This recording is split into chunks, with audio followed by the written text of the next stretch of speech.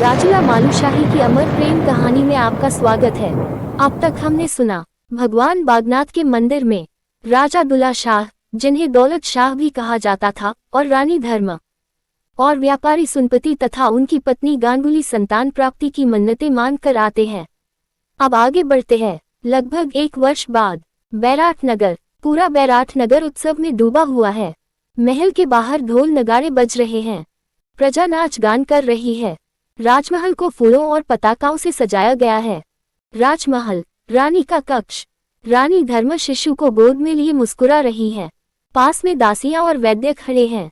राजा दौलत शाही आनंद से भरे हुए भीतर आते हैं। दासी कहती है, महाराज को बधाई हो, रानी साहिबा ने पुत्र रत्न को जन्म दिया है। राजा की आंखें खुशी से चमक उठती हैं। वे आगे बढ़कर शिशु को देखते हैं। राजा दौलत शाही भावुक होकर कहते हैं, भगवान बागनाथ ने हमारी सुन ली। बाहर प्रांगण में ब्राह्मण, पुरोहित और अनुचर एकत्र हैं। ब्राह्मण, महाराज की जय हो, राज्य को उत्तराधिकारी प्राप्त हुआ है। राजा सभी को स्वर्ण मुद्राएं और उपहार देते हैं। तभी राजपुरोहित आगे आते हैं। राजपुरोहित, महाराज, ग्रह नक्षत्रों के अनुसार इस बालक का नाम मालूशाही अत्यंत शुभ रहेगा। राजा दौलत शाही प्रसन्न होकर, आज से हमारा पुत्र मालूशाही कहलाएगा। शंखध्वनि गूंज उठती है। राजा हाथ जोड़कर आकाश की ओर देखते हैं। राजा दौलत शाही, हे भगवान बागनाथ, आपका धन्यवाद। उधर जोहार क्षेत्र, ऊंचे पहाड़ों के बीच बसा सुंदर जोहार। व्यापारी सुनपति के घर में भी उत्सव का वातावरण है। महिलाएं मंगल गीत गा रही हैं। सुनपति का आवास। गांगुली नवजात कन्या को गोद में लिए बैठी है।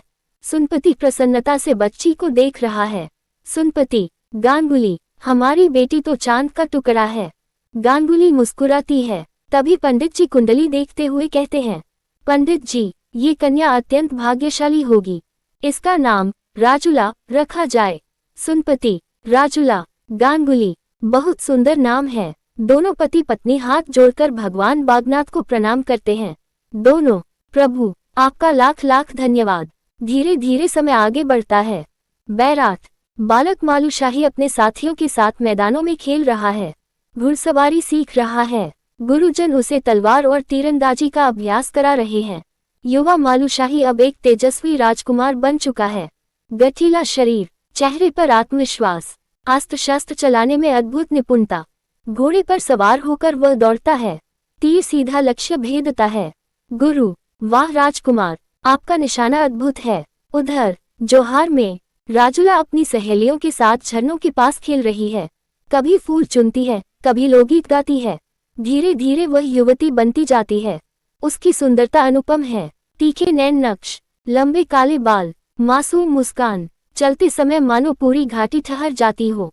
लोग उसे देखकर कहते हैं, महिला, ऐसी सुंदर कन्या पूरे जोहार में नहीं।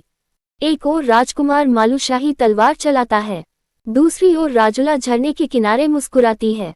दोनों अलग अलग संसारों में बड़े हो रहे हैं, पर भाग्य की डोर उन्हें धीरे धीरे एक दूसरे की ओर खींच रही है। शांत पहाड़ी रात, आसमान में पूर्णिमा का चांद चमक रहा है। ठंडी हवा पेड़ों को छूती हुई गुजर रही है।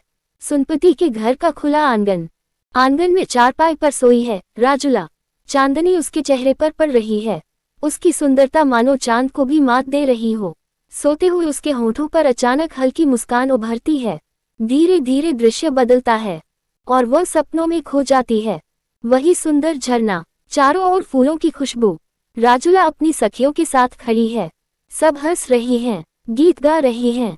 फिर धीरे धीरे एक एक करके सारी सखियां धुंध में ओझल होने लगती हैं। राजुला आश्चर्य से इधर उधर देखती है। तभी सामने से एक सुंदर राजकुमार उसकी ओर आता दिखाई देता है।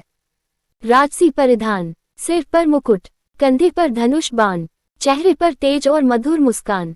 राजुला उसे मंत्रमुग्ध होकर देखती रह जाती है। राजकुमार पास आकर विनम्र स्वर में कहता है, मुझे प्यास लगी है, क्या मैं जल पी सकता हूँ? राजुला कुछ पल उसे देखती रहती है, फिर हल्की मुस्कान के साथ कहती है, हाँ हाँ, क्यों नहीं, पानी तो सबके लिए होता है। राजकुमार झुककर झरने से पानी पीने लगता है। तभी उसका मुकुट पानी में अड़ जाता है। राजुला खिलखिलाकर हंस पड़ती है। राजकुमार मुस्कुराते हुए मुकुट उतारता है और धीरे से राजुला के सिर पर रख देता है। राजकुमार कहता है, बस एक पल के लिए संभाल लो, मैं पानी पी लूं। राजुला पहले चौंकती है, फिर हंस देती है। वह दोनों हाथों से मुकुट संभाल लेती है। उसकी वही हंसी सोती हुई राजुला के चेहरे पर चमक रही है। बैराट राजमहल। उसी समय राजकुमार मालूशाही अपने कक्ष में सोया है।